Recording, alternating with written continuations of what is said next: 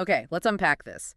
A monumental life really does require a monumental deep dive. It certainly does. We're exploring the life of Nelson Mandela, a name that, it stands globally as synonymous with freedom, with moral authority, and with the fight for true democracy. Indeed.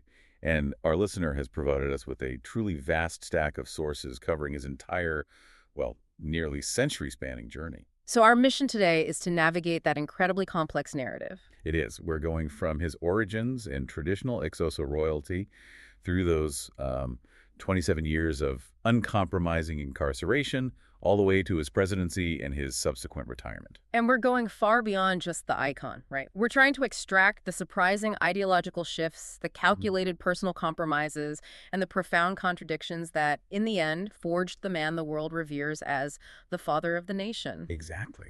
And when you look at just the headline facts, the contradictions, they just leap out at you instantly. He was born Rolihlahla Mandela in 1918. A name that colloquially translates to troublemaker. Right, which is quite fitting, in a way. He goes on to serve as South Africa's first black head of state from 1994 to 1999, but only after the first fully representative democratic election in the country's history. And the scale of recognition he earned is just, well, it's staggering. Over 250 international honors, including the Nobel Peace Prize. But what's truly fascinating here, and what the sources really dig into, is the profound contradiction buried in the historical record. This is the core of it, really. The global icon we recognize today, this universal symbol of social justice, was, for decades, officially denounced by powerful Western governments. Denounced as a communist terrorist? Precisely. The U.S. State and Defense Departments officially listed the ANC as a terrorist organization. And that designation, you have to remember, was maintained until 2008. 2008, that's incredible. It is. So we have to explore this ideological journey. How does a descendant of Thembu royalty transition through communism and revolutionary violence, only to become a global statesman defined by reconciliation? So we have to start right at the beginning. We have to, with the highly unlikely roots of his leadership. Let's begin, then, in the Eastern Cape, 1918, in the village of Mvezo. Mandela was born into the Thembu royal family, and it's crucial for you, the listener, to understand the nature of this birthright. Right. It's not as simple as just saying he was royalty. Yeah, he wasn't in the direct line for the kingship or anything like that. Exactly. They were recognized as an established cadet branch, and they held this crucial role of hereditary royal counselors. So that immediately placed him in a position of respect and, I suppose, authority within that traditional Xhosa political structure. Absolutely. It fundamentally shaped his self-perception as a leader from a very young age. His father, Godla Henry Mfakizwa Mandela, served as a local chief and a counselor to the paramount monarch. And there's a story about his father that became a really foundational element of Nelson's worldview, isn't there? A powerful one. Godla was sacked from his chieftainship in 1926. Now, the official colonial record often cited things like corruption, but the narrative that was passed down to the young Rolihlahla was very different. It was that his father had lost his position for refusing to submit to the demands of a white magistrate. Exactly. This act of defiance, standing up to white authority and then suffering the consequences, was a powerful early political lesson for the young boy. So before the colonial world fully intrudes on his life, his early years are entirely structured by traditional Xhosa custom. Completely.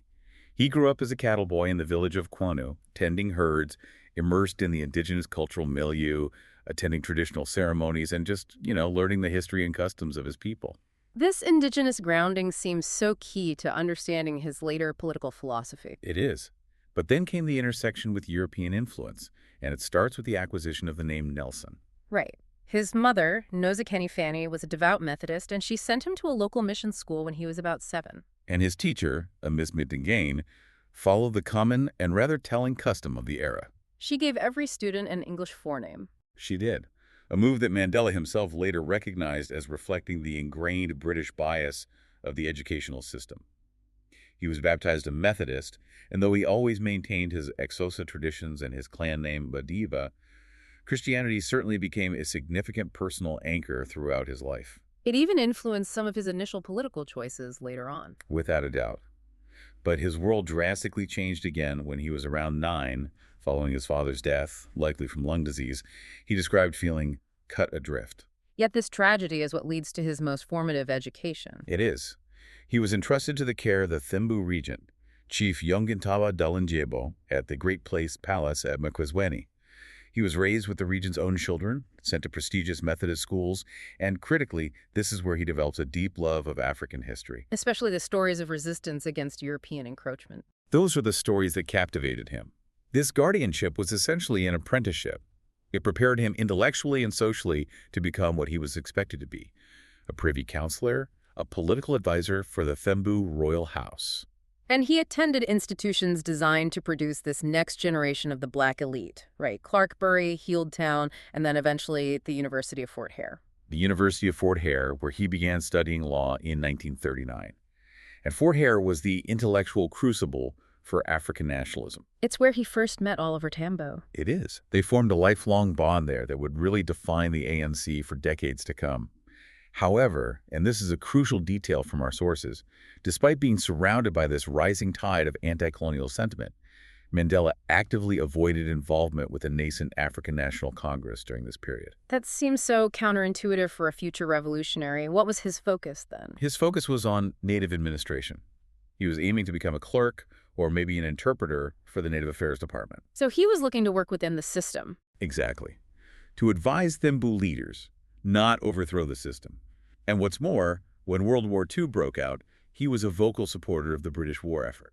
Which reflected the loyalty many educated Africans still felt toward the crown at that time. Yes, they were hoping that that loyalty would be repaid with better rights after the war, a hope that was, of course, tragically misplaced. But his academic career, and really his entire life, got derailed in 1940. It did. He participated in the Students' Representative Council boycott over the abysmal quality of the food. He was suspended. He never completed that initial degree, and then shortly after, he fled. He fled an arranged marriage that the region had set up for him. Right. This act of personal rebellion in 1941, fleeing a traditional obligation for the complete unknown, is what thrust him into Johannesburg. And Johannesburg was his rude awakening. Absolutely. It was his first real encounter with the harsh realities of South African capitalism and urbanization. His first job was as a night watchman at Crown Mines. A job he later described as giving him his first sight of South African capitalism in action. A powerful phrase. It meant seeing poverty, exploitation, and dehumanizing labor conditions for black workers up close for the first time. But the crucial turning point came through his cousin, who introduced him to Walter Sisulu. A realtor and an active member of the ANC.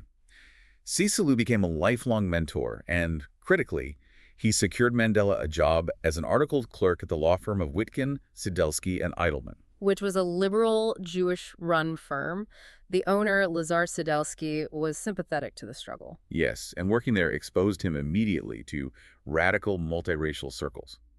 He befriended Gaur Radeh, who was in both the ANC and the Communist Party, and Nat Bregman, a Jewish communist who became his first genuine white friend. And so Mandela started attending Communist Party gatherings in central Johannesburg. This is where the tension really begins. He was instantly struck by the composition of these meetings.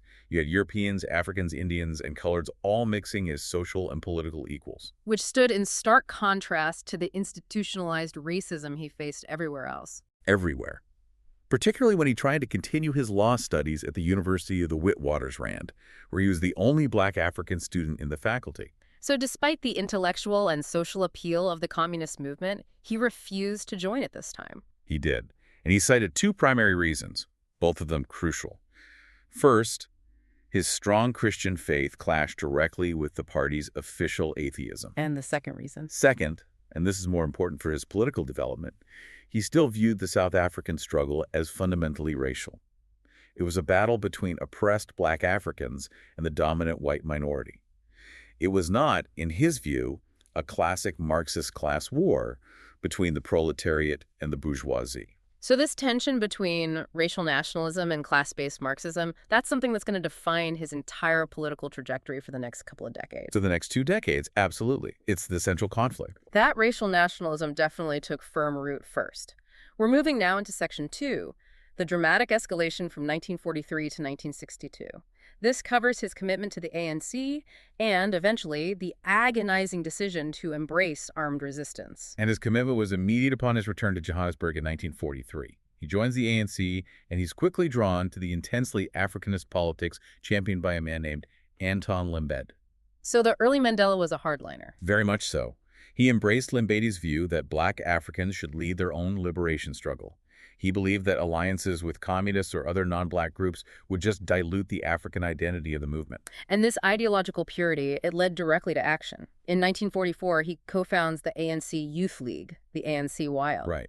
They were pushing for a much more militant, action-oriented approach than the older, more moderate ANC leadership was comfortable with. And this Africanist stance was so strong that in 1947, Mandela even supported an unsuccessful measure to expel all communists from the ANCYL. He did. He viewed their ideology as completely un-African at that point. But, ideological purity often buckles under pressure. And the pressure came in 1948. A tidal wave of pressure. The National Party took power and began systematically codifying and implementing racial segregation into the comprehensive system we know as apartheid. The ANC realized that the old methods of, petitioning and polite protest were entirely useless against this kind of institutionalized brutality. So the need for a practical response now trumps his earlier ideological opposition. We also see his professional career accelerating alongside his activism. Yes, despite failing his final law year at Witwatersrand 3 times, he was determined to practice law.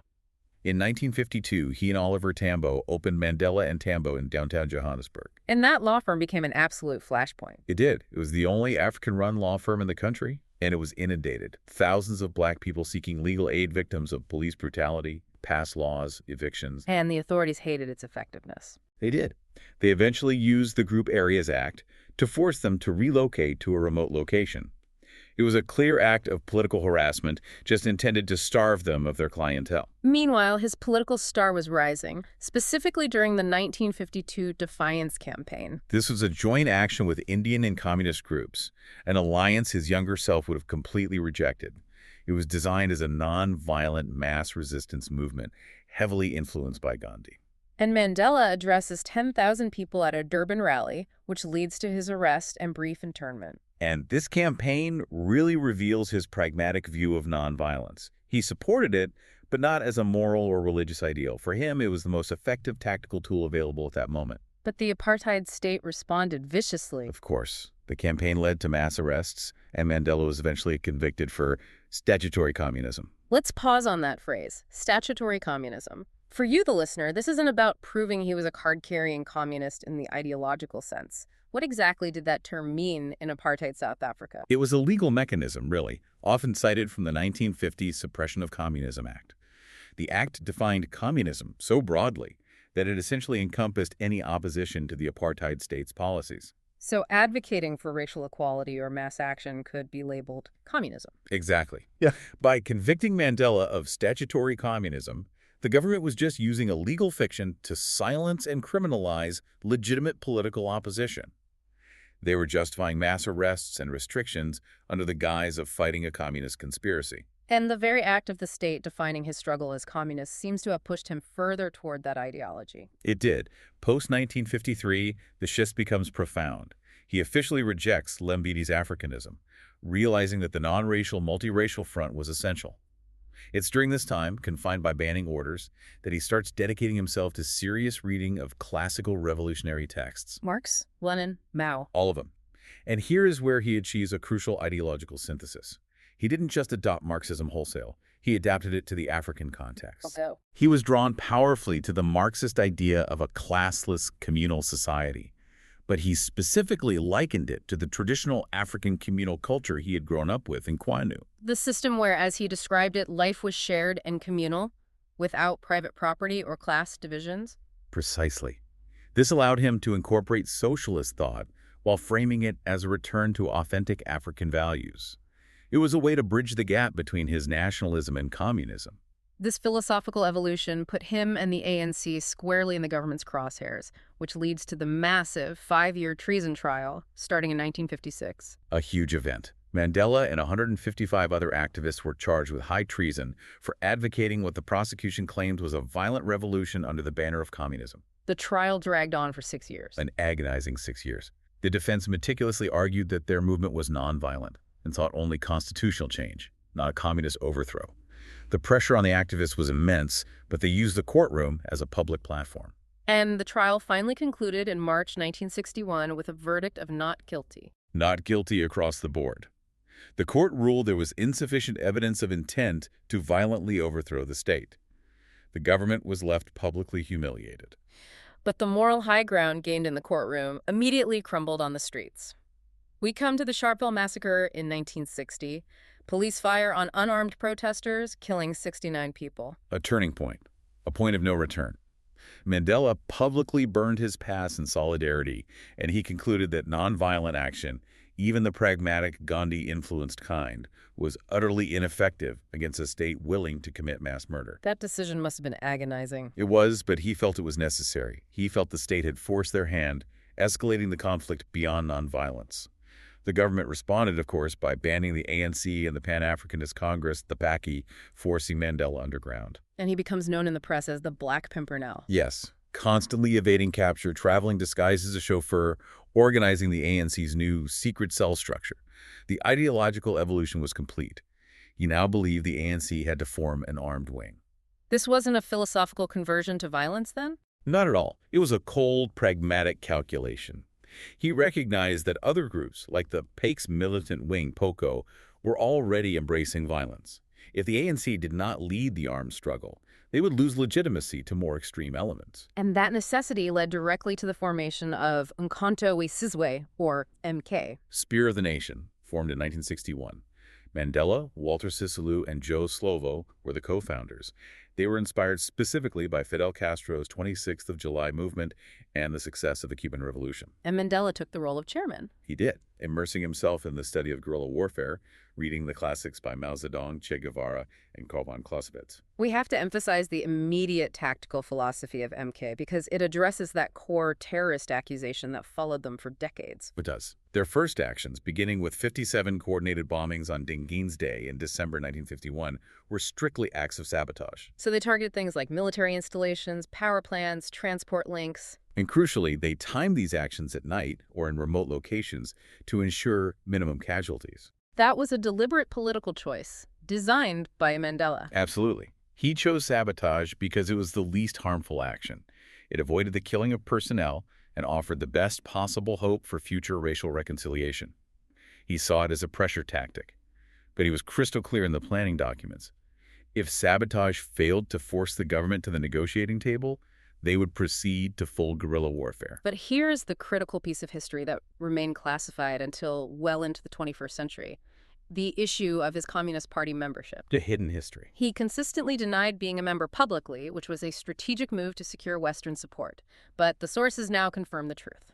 Yes, the sources confirm that Mandela secretly joined the banned South African Communist Party, the SACP, in the late 1950s or early 1960s. He even served on its central committee. How did he manage that level of secrecy? I mean, given the extreme surveillance and the fact that he'd spent years vehemently opposing the Communist Party, that dual identity seems logistically impossible to maintain. It was a testament to the discipline and trust within the highest ranks of the ANC and SACP leadership. Joe Slovo, a white communist who co-founded MK, was instrumental here. The SACP was highly organized and completely banned, meaning its operations were entirely underground. So his membership was necessary for operational security and funding. Yes. And by maintaining the public facade of being a non-communist African nationalist, he protected the ANC from both Western hostility and internal divisions, particularly from Africanists who might have splintered the movement if they knew the truth. It was a calculated risk that underlined his complete commitment to the struggle. He prioritized practical unity over ideological transparency. So with the decision for armed struggle made, the next step was preparation. In 1962, Mandela left South Africa in secret. He did, traveling as a delegate to the PAF-MEXA, the Pan-African Freedom Movement for East and Central Africa meeting in Ethiopia, where he met Emperor Haile Selassie I. This tour was frantic and pragmatic. Completely. He visited numerous African nations, Tanganyika, Tunis, Morocco, Guinea to solicit funds for weaponry and military training. He secured crucial donations, like £5,000 from Tunisian President Habib Bourguiba. He also traveled to London to meet activists. And then began a 6-month course in guerrilla warfare, though he only completed 2 months before being recalled to South Africa by the ANC leadership. This foreign travel demonstrated that the struggle was now globally connected. But that journey ultimately is what provided the evidence the state needed to put him away. His time on the run ended dramatically. Mandela was captured on the 5th of August, 1962, near Howick, while posing as a chauffeur. And the initial shock and suspicion within the MK leadership eventually gave way to a shocking revelation later confirmed by historical sources. That the U.S. Central Intelligence Agency, the CIA, had informed the South African police of his location. So the CIA actively helped the apartheid state capture one of its chief political opponents. Because of his associations with communists? Yes.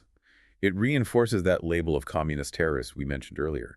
It shows how deeply Western powers were invested in maintaining the ideological status quo during the Cold War. He was initially sentenced to 5 years for inciting strikes and leaving the country without permission. But the real historical trauma was the Rivonia trial.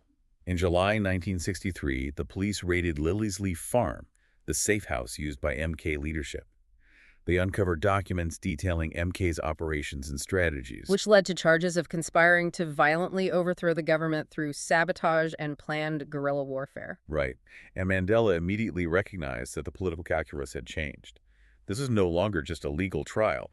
It was a platform to put the apartheid state on trial before the world. The climax was his 3-hour address at the opening of the defense's proceedings in April 1964. This address, known as the I Am Prepared to Die speech, is one of the most significant pieces of political rhetoric of the 20th century. Delivered from the dock, it was powerful, uncompromising, and deeply moving. He used it to define the struggle. I have fought against white domination, and I have fought against black domination. I have cherished the ideal of a democratic and free society, In which all persons will live together in harmony and with equal opportunities. It is an ideal which I hope to live for and to see realized. But if it needs be, it is an ideal for which I am prepared to die. And the coordination behind that speech is fascinating. It wasn't just raw defiance, was it? Not at all. It was polished and edited for maximum global impact by intellectual allies, like Nobel laureate Nadine Gordimer and the British journalist Anthony Sampson.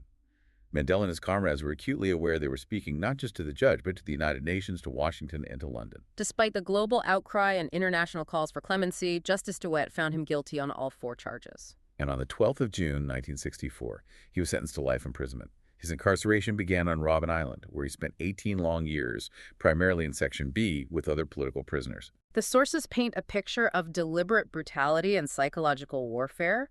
He was locked in a tiny, damp concrete cell, just 8 feet by 7 feet, with only a straw mat to sleep on and a bucket for a toilet. And the physical conditions left lasting damage. His primary labor was breaking rocks in a lime quarry. The intense glare from the lime dust, combined with initially being forbidden from wearing sunglasses, caused permanent damage to his eyesight. It confirms the state's intent to humiliate and break him physically. Absolutely. And as a Class D prisoner, the lowest possible grade, the state attempted to sever all his connections to the outside world. He was severely restricted.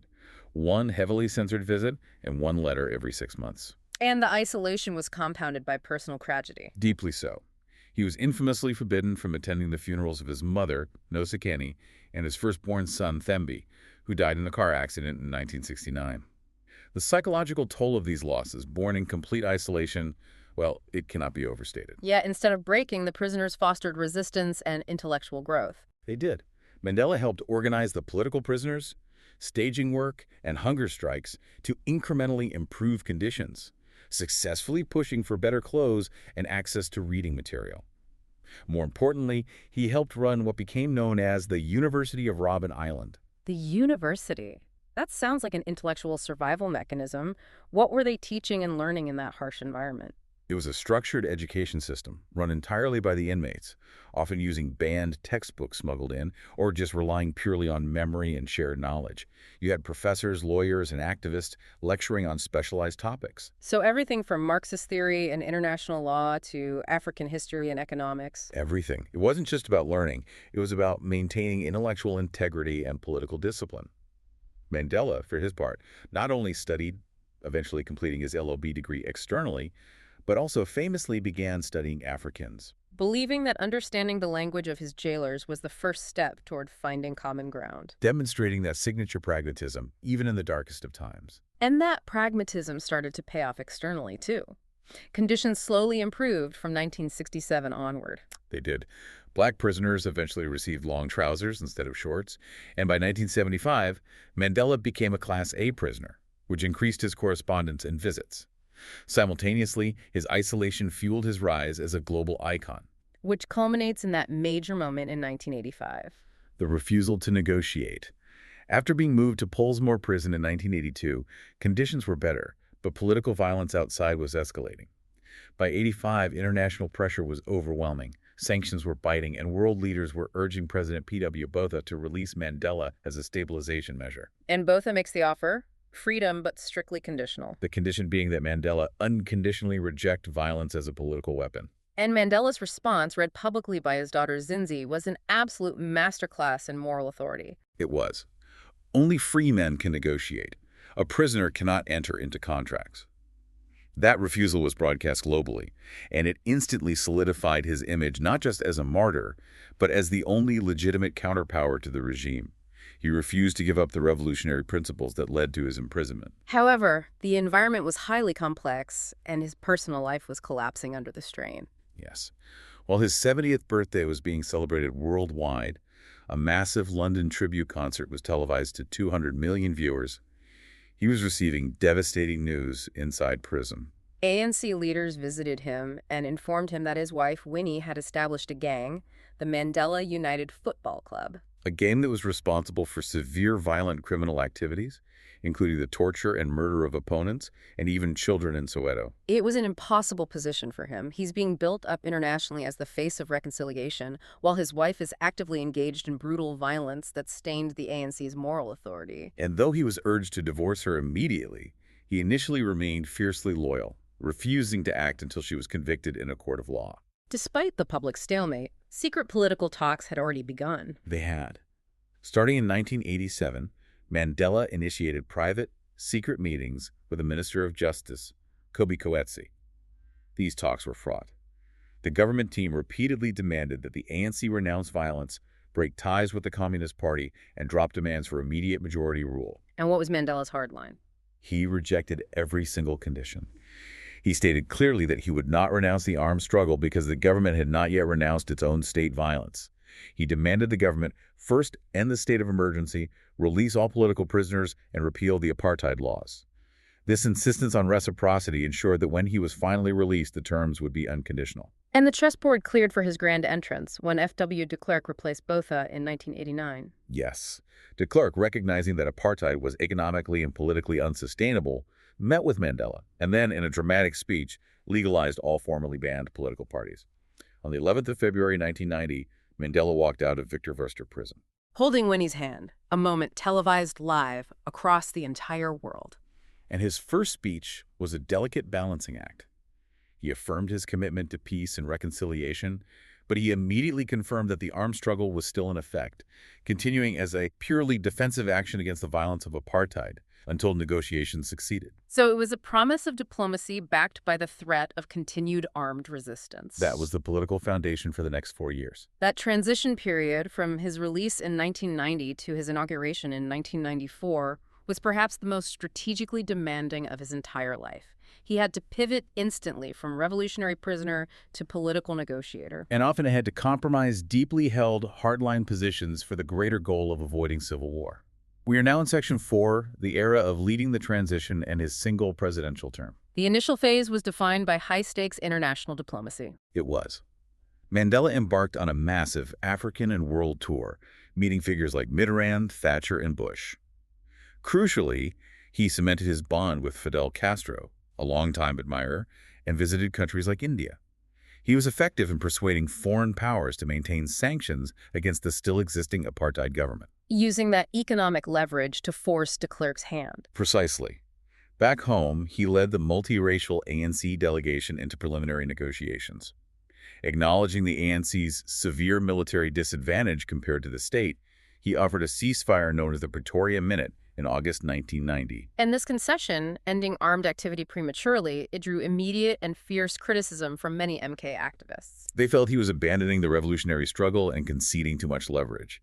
And as the political situation stabilized, his personal life publicly fractured.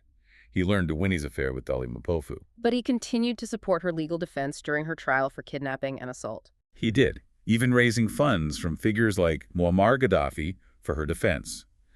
But he announced their separation in April 1992 and their eventual divorce in 1996. The personal was utterly intertwined with the political. The ANC later forced her to step down from the national executive due to misappropriation of party funds. They realized her actions were politically toxic.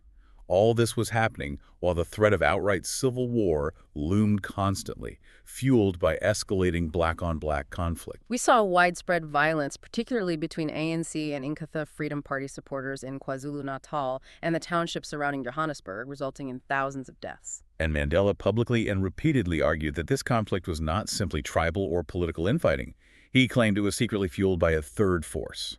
Can you elaborate for the listener on what exactly this third force was? The term third force referred to clandestine elements within the state intelligence services and police forces of the apartheid regime.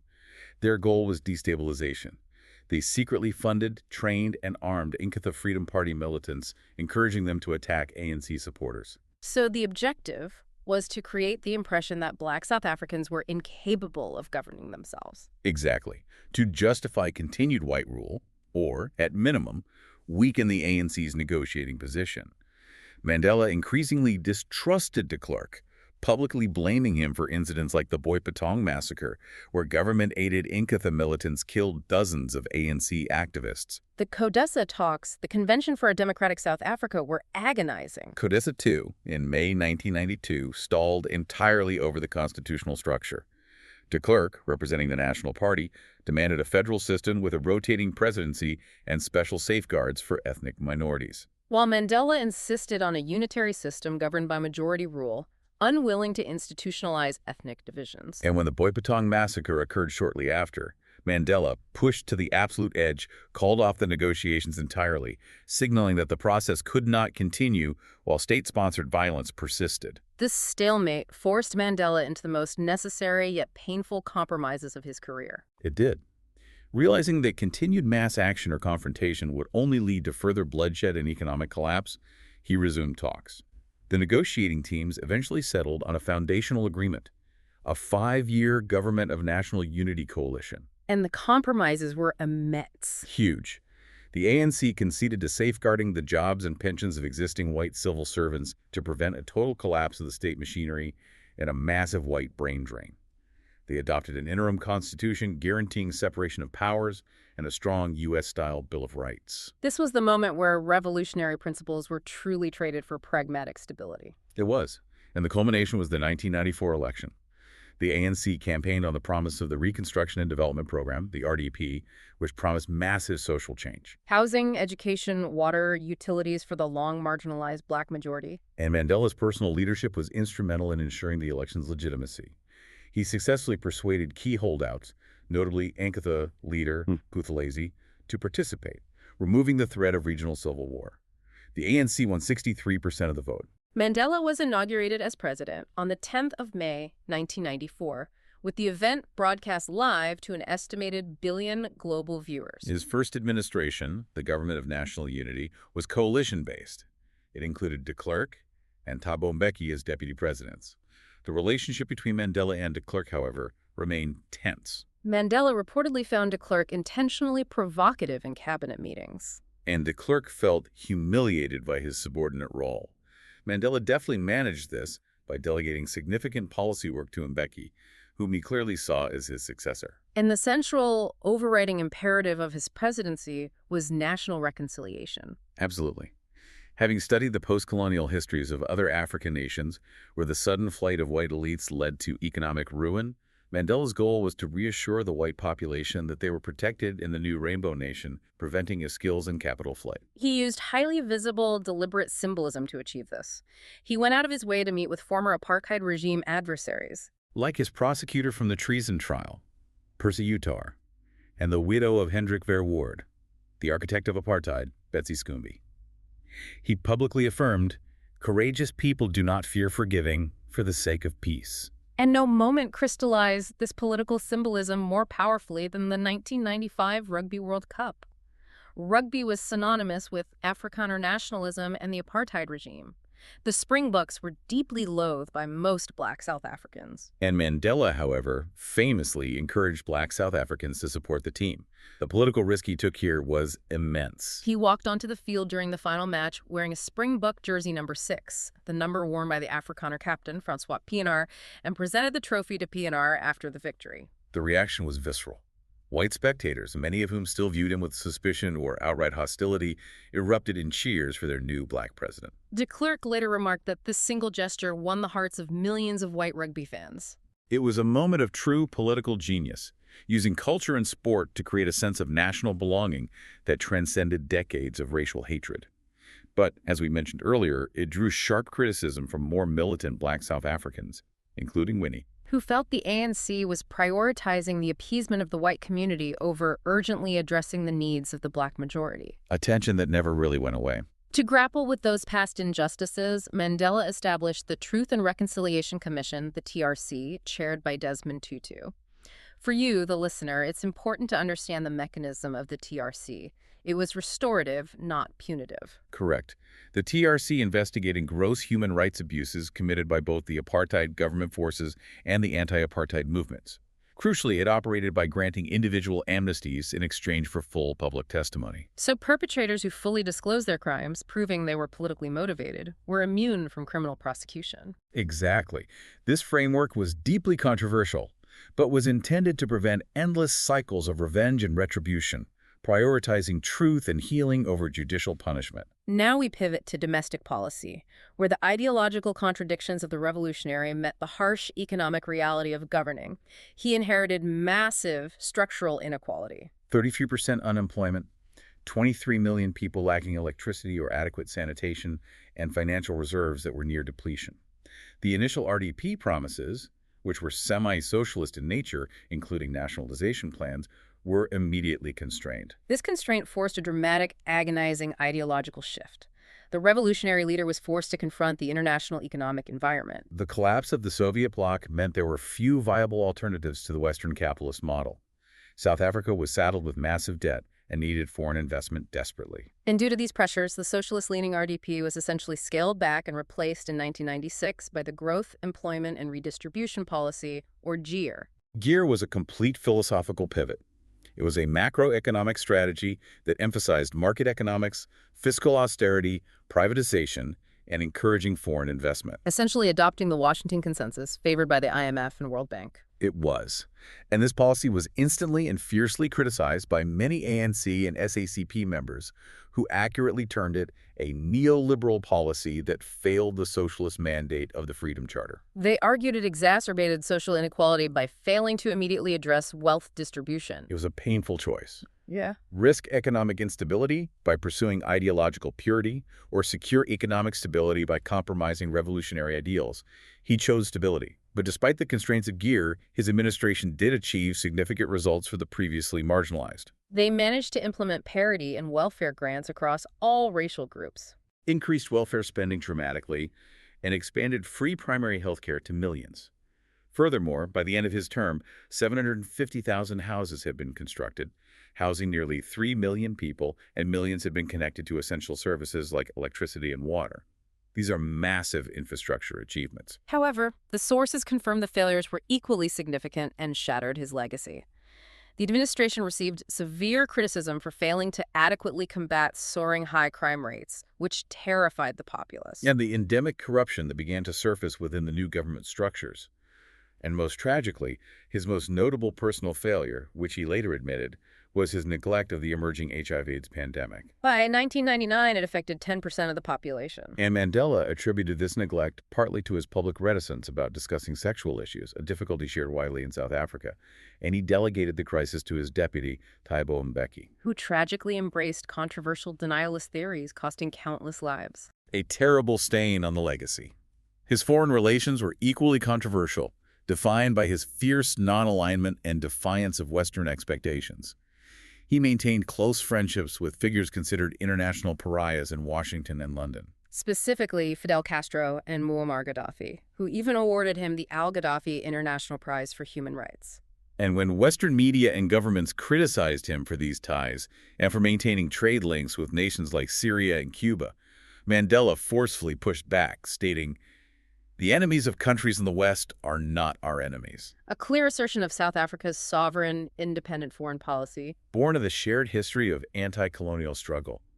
He also diplomatically resolved the Pan Am Flight 103 bombing trial dispute, proposing that the accused Libyans be tried in a third country governed by Scots law, facilitating a peaceful resolution. We see him consciously winding down his political life in the late 1990s. He stepped down as ANC president in 1997, succeeded by Thabo Mbeki. And by the end of his single presidential term, he publicly stated that Mbeki was the de facto ruler of South Africa, recognizing his own delegatory role in the final years. He was a man with a clear sense of when to leave the stage, refusing to seek a second term. Before his retirement, his personal life found a happy resolution. It did. He married Graça Machel, the widow of former Mozambican President Samora Machel, on his 80th birthday in July 1998. When he retired in 1999, he left office highly popular, which is a rare feat for head of state. This phenomenal journey culminates in Section 5, where we look back at the hybrid political identity he forged, the persona he cultivated, and the profound, enduring legacy he left behind. His core political identity was inherently flexible and hybrid. He was both an African nationalist and a socialist, but above all, he was a practical politician. Biographers repeatedly emphasized that he was focused less on rigid, abstract theory and more on morally exemplary conduct and achieving the immediate necessary result. He had a unique ability to synthesize seemingly contradictory philosophies. We've traced his socialist leanings, fueled by Marxism, yet his administration adopted the market-oriented gear policy. We need to underscore the constraint again. The ideological choice wasn't made in a vacuum. The global reality of the post-Soviet world, coupled with the pressure from international financial bodies, forced him toward the Washington Consensus. It was a compromise of principles dictated by existential economic necessity. His commitment to democracy was absolute. He admired the British parliamentary system, which he once described as the most democratic institution in the world. Yet simultaneously, he deeply admired indigenous exosa communal democracy, describing it as democracy in its purest form. A system where consensus was sought and everyone had a voice. He managed to hold both these seemingly contradictory ideals simultaneously, blending Western liberal principles with indigenous forms of governance. Now, let's talk about the man the world saw, the image and the persona. Mandela was undeniably charismatic, highly image-conscious, and carried himself with a palpable sense of aristocracy derived from his Thembu heritage. He was meticulous about his public appearance. In the 1950s, he consciously cultivated the image of the African gentleman in Johannesburg, the perfectly pressed suit, the measured demeanor, the modulated public speech. Later in the presidency, he became a master media politician, embracing glamour and modernity. And the visual language he created was instantly recognizable. The brightly colored batik shirts he adopted, often given to him as gifts, became so associated with him they were universally nicknamed Madiba shirts. It was a deliberate rejection of the staid colonial-era suit and tie. It was a symbol of a new, proud, and colorful African leadership. He was known for his personal austerity, no smoking, no alcohol, but also for his infectious charm and ability to connect with even his most fierce political opponents. However, the sources remind us that the man behind the icon was complex. He was conscious of manhood and described as a romantic who had multiple relationships, often concealing his emotions to maintain his public face. His first two marriages ended due to the immense political strain, religious differences with Evelyn Mays, and of course infidelity and violence in the case of Winnie. And the complexity continued right up until the end. Note that after his release, multiple women publicly claimed to be his illegitimate daughters. And while the family ultimately dismissed these claims due to a lack of DNA evidence, like the case of Amfo Pule, who claimed she was the result of a 1945 relationship, and Annika Nyembezi Mothoa, it illustrates the personal shadows and rumors that always followed a man who became, by necessity, a global myth. After retiring in 1999, he intensified his focus on areas he admitted neglecting during his presidency, most critically, the HIV/AIDS pandemic. This was a true act of moral leadership. He publicly challenged the stigma by announcing that his son Magatho had died from the disease in 2005. He devoted much of his time to pressuring Thabo Mbeki's government to provide antiretrovirals, describing the pandemic as a war that had killed more than all previous wars combined. He also became the world's conscience, using his elevated platform to sharply criticize Western foreign policy. He strongly opposed the 1999 NATO intervention in Kosovo, viewing it as a clear violation of national sovereignty. And he delivered his most provocative critique when he condemned the 2003 Iraq War. He lambasted U.S. President George W. Bush and British Prime Minister Tony Blair for undermining the UN. Asserting in one of his most blunt statements, if there is a country that has committed unspeakable atrocities in the world, it is the United States of America. Specifically citing the atomic bombing of Japan. He was an elder statesman unafraid to provoke the very Western governments that had championed his release. By the time of his death in 2013, he was universally regarded as one of the great figures of the 20th century, a universal symbol of justice and democracy. His fame is so great that he is the source of the Mandela effect. That psychological phenomenon referring to the widespread false memory that he died in prison in the 1980s, which really underscores the mythic quality of his long incarceration. And despite the icon status, the controversies persist. They do. Critics on the far left accused him of selling out the revolution by compromising with apartheid supporters and embracing market economics, abandoning the full socialist vision outlined in the Freedom Charter. Yet for millions globally, his life, culminating in his peaceful transfer of power, represented the triumph of diplomacy and principled reconciliation over centuries of oppression. Absolutely. His birthday, July 18th, is now recognized by the UN as Mandela Day, calling on individuals to donate 67 minutes of service, 1 minute for each year he spent in the movement, a testament to his enduring global call for social action. We have traced a figure whose life encompassed Thembu royal privilege, clandestine communist cell membership, 27 unforgiving years in a cell, and ultimately the highest office in his nation. He was a master of synthesizing contradictory philosophies: African nationalism, pragmatic violence, theoretical socialism, and liberal democracy, all aimed at achieving a singular pragmatic goal: The peaceful forging of a unified, multicultural South Africa. The sources reveal Mandela transitioning from a man willing to adopt Marxism and armed sabotage to a president who embraced market economics and reconciliation, frustrating both his far-left and far-right critics simultaneously. This transition demonstrates that great leadership often involves the calculated abandonment of ideological purity for the sake of practical progress and peace. Which raises an important question for you, the listener, to consider as you process this deep dive. When a conflict is framed as inherently moral, like the struggle against apartheid, at what precise point does principled revolution end and necessary pragmatic compromise begin?